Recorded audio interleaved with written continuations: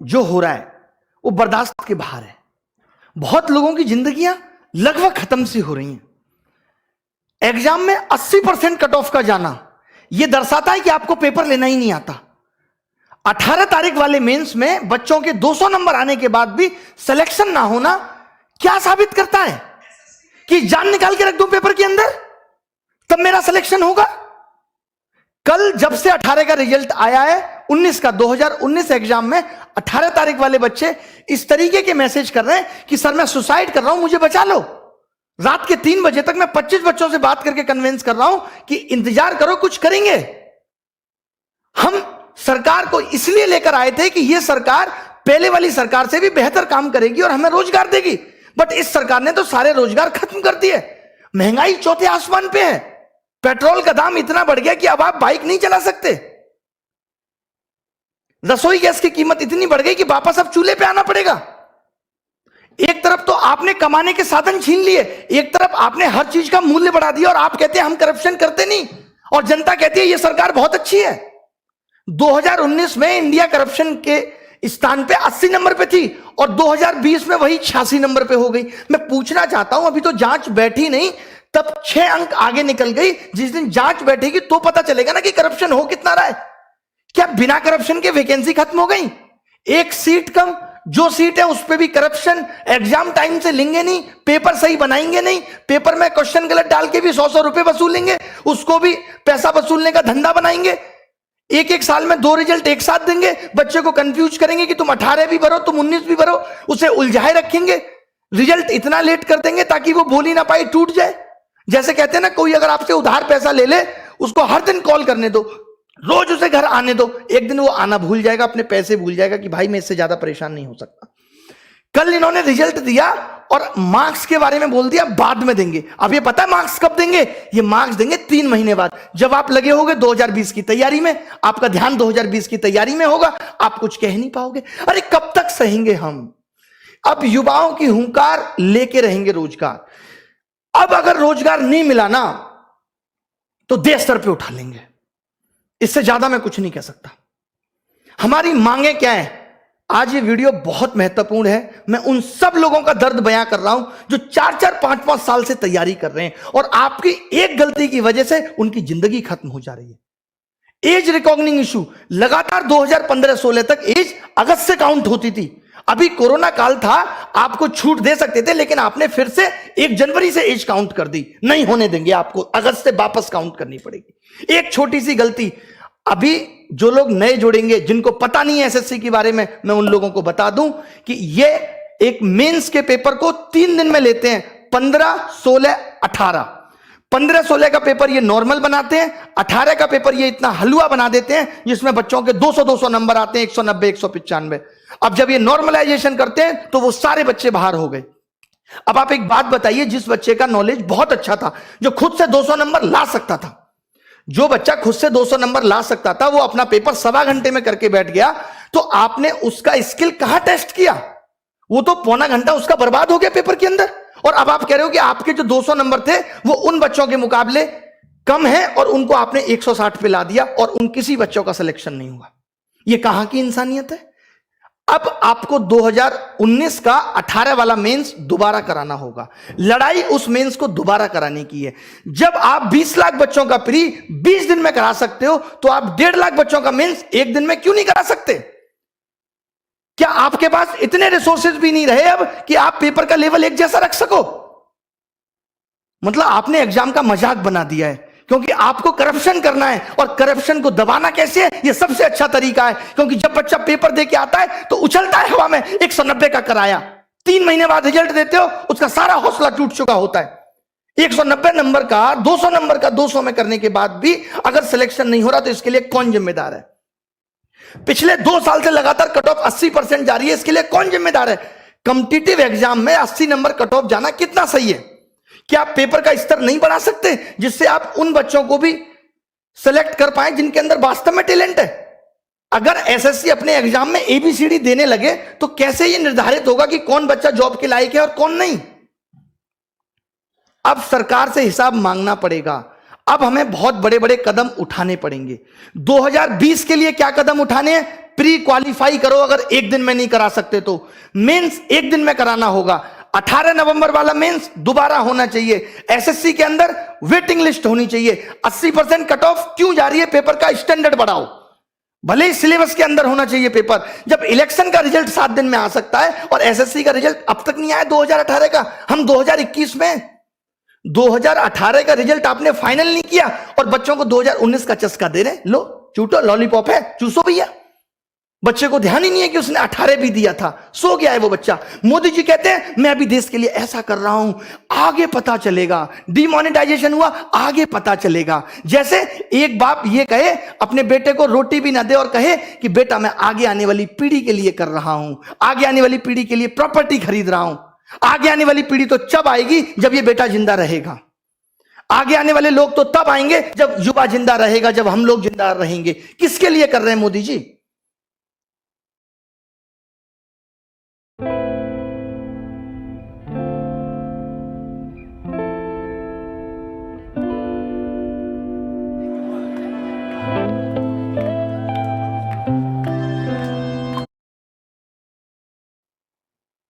अब मैंने ये डिसाइड किया है कि 5 दिन के अंदर हम ये हैशटैग चलाएंगे, मोदी _रोजगार_2। 5 दिन के अंदर, यानी आज 25 तारीख को सुबह 11 बजे पहली चीज। और जितनी भी आप देखिए, ये मीडिया जो है पारी हो रही है, ये दिखाती है। ये मीडिया श्वेता का ऑडियो वायरल हो गया, ये दिखाती है। ये मीडिया विनोद दिखाती है। ये मीडिया जोमेटो वाला सोनू दिखाती है। ये मीडिया तैमूर ने किस कलर का कच्चा पहना, ये दिखाती है। इस मीडिया को ये नहीं पता कि युवाओं का दर्द क्या है। अगर मीडिया ने ये टॉपिक नहीं दिखाया, ये अनफेयरनेस नहीं दिखाई, तो आप सबको मेरी कसम है कि सारे मीडिया चैनल्स की वीडियो को जाके रिपोर्ट करो। हम दिखाएंगे कि इनका आईटी सेल हमारी ताकत के सामने कितना तुच्छ है और हम क्या कर सकते हैं। मेरी सब युवाओं से गुजारिश है कि आप सब इनकी वीडियो को जाके डिसलाइक करिए, इनको मजबूर कर दीजिए लाइक डिसलाइक बटन को बंद करने के लिए। इतने कमेंट करिए, इतनी वीडियो इनकी रिपोर्ट करिए, मोदी जी की मन की बात को डिसलाइक करिए। और एक बात जो मैंने पहले भी कही थी, क्योंकि अब यह मुद्दा पूरे देश में फैलना चाहिए, लोगों को पता चलनी चाहिए कि हम किस तरीके से जूझ रहे हैं नौकरी के लिए, कितनी परेशानी हमारे जीवन में है। लोग कह देते हैं, सरकार कह रही है ट्विटर ऐप भी बंद हो जाना चाहिए। वाह, कमाल की बात है। मतलब अब इस डेमोक्रेटिक देश में अपनी आवाज उठाना भी दुश्वार हो गया है। आप नहीं कह सकते, आप मर जाइए, आप सुसाइड कर लीजिए, आप जिंदा मत रहिए, बट आप अपनी आवाज नहीं उठा सकते। ये कुछ मुझे ऐसी बात याद आ रही है, जब मेरी गर्लफ्रेंड से कोई लड़का बात करता था तो मैं उसको नहीं समझा सकता, उस लड़के को जाके कहता था तू उससे बात मत कर। बहुत बढ़िया। अभी एनालिसिस होता था, अब एनालिसिस पे आईबी ने यह कह दिया कि अब एनालिसिस नहीं होना चाहिए, आप एनालिसिस रोक देंगे और जो बच्चा घर घर जाके बताएगा, इससे आपको पता है क्या होगा, अब एनालिसिस भी बिकने लगेगा दूसरी एप्स पे, कि लोग अब एनालिसिस खरीदेंगे, यूट्यूब पे नहीं आएगा और आपको पता नहीं चलेगा। आपको क्या करना चाहिए था कि हर पेपर का हम लेबल बदल देंगे, करो एनालिसिस, कितना करोगे। आप अच्छा कुछ नहीं कर सकते। मतलब सरकार ने जॉब देने को इतना फॉर ग्रांटेड ले लिया है कि इससे उनको कोई मतलब नहीं है किसी की जॉब लगे किसी की नहीं। जब इस देश में चुनाव दोबारा हो सकता है तो 2019 का 18 नवंबर वाला पेपर भी दोबारा हो सकता है, और क्यों ना हो। आपने ऐसा पेपर क्यों बनाया कि बच्चे के 200 नंबर आए, और जब बच्चे के 200 नंबर आए तो आपने उसे क्यों बाहर कर दिया, किस बेसिस पे आपने उसे बाहर कर दिया, हमें इसका जवाब चाहिए। अब रिफॉर्म्स होके रहेंगे। जितने भी सोशल मीडिया के इन्फ्लुएंसर हैं, जितने भी हैं, मैं एक एक का क्या नाम लूं, मेरी इन सबसे गुजारिश है कि हमारा साथ दीजिए इसमें। जितने भी बड़े बड़े टीचर हैं जिनको लोग बहुत जानते हैं, उन सबसे मेरी गुजारिश है कि आप वीडियो बनाएं। मैं स्पेशली नाम लेता हूं यहां पे लोगों का, ताकि वो लोग वीडियो बनाएं। ऐसे लोग जो हमारा साथ दे सकते हैं, जितने भी वाइन्स बनाने वाले बड़े बड़े लोग हैं, उन सब से जिनके आप फैन हैं, उन सबको कहिए कि हमारा साथ दीजिए। और सबसे बड़ी चीज ये है कि ट्विटर पे हम ट्रेंड क्यों कराना चाहते हैं। ट्रेंड तो ट्विटर पे एक दिन में खत्म हो जाएगा, कोई निष्कर्ष बहुत बड़ा नहीं निकलेगा। हम ये चाहते हैं कि इतनी ये बात फैल जाए, हम इतने इनके वीडियो डिसलाइक कर दें, इतनी बुरी तरीके से हम मीडिया चैनल को बॉयकॉट कर दें, इतनी बुरी तरीके से हम इनकी मन की बात को बॉयकॉट कर दें कि ये मजबूर हो जाएं कि हमसे बात करें। और जब ये बात करेंगे तो हम ये अपने 5 मुद्दे बताएंगे, बहुत बड़े मुद्दे नहीं है। ये बहुत बड़े मुद्दे नहीं है कि वेटिंग लिस्ट हो, as recognising issue sort out हो, 18 नवंबर मेंस फिर से हो और 2020 में मेंस एक दिन में हो और प्री क्वालिफाई करो। अगर आप एक दिन में नहीं ले सकते, क्योंकि हमें अब आपके नॉर्मलाइजेशन के तरीके पे बिल्कुल भरोसा नहीं है, कोई ट्रांसपेरेंसी नहीं है उसके अंदर। क्यों नहीं दिया आपने मार्क्स? 5 दिन के अंदर आपको मार्क्स देने होंगे। मैं एसएससी से ये गुजारिश करता हूं कि आपको 5 दिन के अंदर मार्क्स देने होंगे। मार्क्स तो आपके पास है ना? कितना टाइम लगता है अपलोड करने में? स्पीड नहीं आ रही? जियो की सिम भिजवा दें?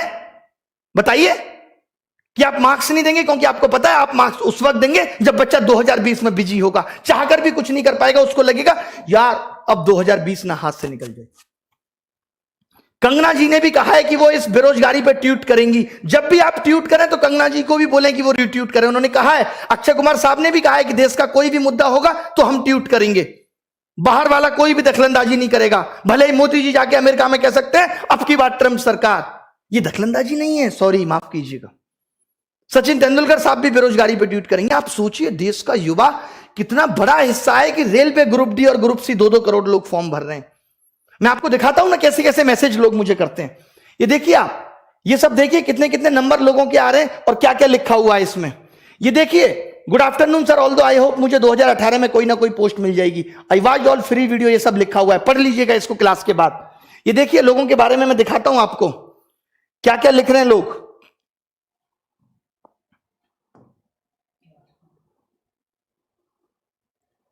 ये सब आप पढ़ लीजिएगा। ये देखिए, मेरा 481 रॉ स्कोर, एससी कैटेगरी में सिलेक्शन नहीं हुआ। इसको देखिए, सर मैं सुसाइड की सोच रहा हूं, बचा सकते हो तो बचा लो। ये लोगों के मैसेज है। पगले हो क्या? तुरंत मैंने कॉल किया, उसको समझाया, सर कुछ तो करो, आपसे मेरी एक्सपेक्टेशन है। लोग इस तरीके के मैसेज कल से ही रिजल्ट आने के बाद कर रहे हैं। ऐसे तमाम मैसेज हैं कि मेरे 535 नंबर थे बट अब लग रहा है जॉब नहीं मिलेगी। इतना निराश हो चुका है युवा, यार इस दर्द को हम भी नहीं बर्दाश्त कर पाएंगे, हम खुद मर जाएंगे। अब क्या लिखें? मैंने तो बोल दिया, अब कोचिंग में भी सारे टीचर हम टाइटल लगाएंगे कि न्यू बैच स्टार्ट इस तारीख से। नीचे लिखेंगे सिलेक्शन की कोई गारंटी नहीं। सिलेक्शन की गारंटी नहीं है, क्योंकि अगर 200 नंबर लाके भी सिलेक्शन नहीं हो सकता तो कुछ नहीं हो सकता। और ये सिर्फ एसएससी में नहीं है, रेलवे में भी वही हो रहा है, टालम टोल हो रही है। 4 महीने प्री चल रहा है। भाई कौन से देश में रह रहे हो? काय का डिजिटलाइजेशन है? कौन सी इंडिया डिजिटल हो गई कि 5 महीने में प्री का एग्जाम हो रहा है और उसके बाद 2 महीने मेंस चलेगा? ये सब गधा बनाने की चीजें हैं। लास्ट में हो जाएगा कि 5000 लोगों को ही नौकरी मिली। ये सबका मन बहलाया जा रहा है, इससे ज्यादा कुछ नहीं है। रेलवे में भी इससे ज्यादा कुछ नहीं है, बैंक में भी इससे ज्यादा कुछ नहीं है, सब जगह बेवकूफ बनाया जा रहा है, नथिंग एल्स। तो मेरी उन गुरुजनों से भी रिक्वेस्ट है जो रेलवे का पढ़ाते हैं, उनसे भी रिक्वेस्ट है जो बैंक का पढ़ाते हैं, कि कम से कम आप भी इस पे वीडियो बनाएं कि मोदी _ रोजगार _ 2। मोदी को हमने जी भी नहीं लगाया, बहुत हुआ सम्मान, बहुत हुआ सम्मान। मांगे आपको समझ में आ गई होंगी। अगर आप अपना भला सोचते हो तो मेरी गुजारिश है कि इस वीडियो को मोदी जी तक पहुंचाओ। और अब बात तभी बनेगी जब सरकार बात करेगी। हमें सिर्फ बात चाहिए, इसके अलावा कुछ नहीं। हमें बात करके बताओ, इतनी ट्रांसपेरेंसी बताओ। कॉन्ट्रैक्ट बेस्ड जॉब खत्म होनी चाहिए। जो आपने 10-10 हजार पे लड़के रख रखे हैं, आपको मालूम है जो 10 हजार पे भी सरकार लड़का रखती है 12 हजार पे, उसमें 12 हजार ठेकेदार भी कमीशन खाता है और ऊपर तक कमीशन जाता है। यानी वो एक लड़का भी सरकार को 35 हजार में पड़ता है, जो अपनी कोई रेस्पॉन्सिबिलिटी नहीं निभाता। और जो बंदा यहां से पढ़ के पहुंचेगा, जिसको नॉलेज है, उसको सरकार नहीं रखेगी। हम कह रहे हैं उसको 35 हजार दे दो, आप उसको 35 दे दो, वो खुश है।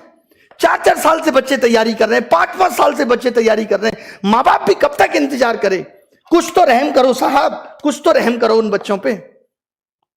मैं तो बहुत हिम्मत समझता हूं बच्चों की। निकल लिए होते हम तो, कहीं रेडी लगा रहे होते, रिक्शा चला रहे होते, अगर हमारी स्थिति ये होती तो। कैसे आप बर्दाश्त कर रहे हो? कैसे उस घुटन में जी रहे हो? कितना मजबूर करोगे भाई? कहते हैं ना मोदी जी, एक बात ध्यान से समझना, किसी को उतना ही जलाओ कि वो आग आपको ना जला दे। जब एक रबड़ को खींचते हैं ना तो थोड़ी देर दर्द होता है, फिर वो टूट जाती है, वो तार अलग हो जाता है। इतना मत झुकाओ किसी को कि वो आपको ही जला दे। सब सेलिब्रिटी ट्वीट करेंगे, सबको ट्वीट करो यार। ये सोशल मीडिया बहुत बड़ी ताकत है। आज मीडिया देश की मर चुकी है। आज सोशल मीडिया क्लियर करती है हर बात को।